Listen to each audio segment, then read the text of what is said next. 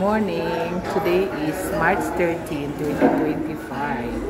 And I will spend my time here at St. Elise, Legazpi City. Dito ako mag-breakfast. So, tingnan natin ang kanilang mga viand. Yan, dessert. Dito yung kanilang mga viand.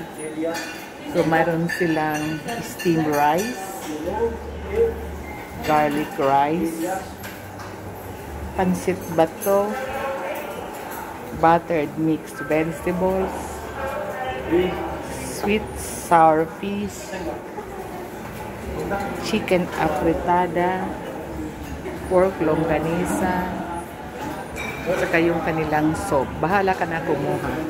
This is eat all you can for only 498 pesos. So, solid na solid, guys.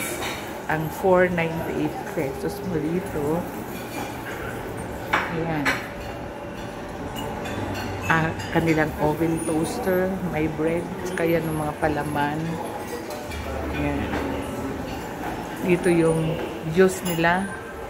Fresh cucumber juice, orange and pineapple juice. Yan.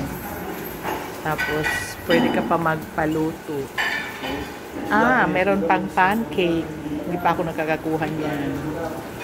French tomato bread. French toast bread. Nagpapaluto ako ng, ano nga yan, ma'am? Egg omelette. Omelette. Yan.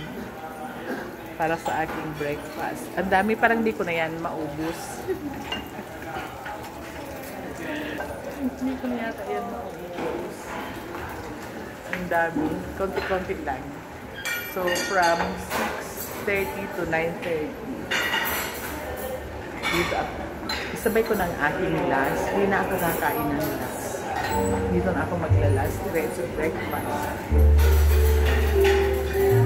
Guys, tara na. Dito na tayo sa St.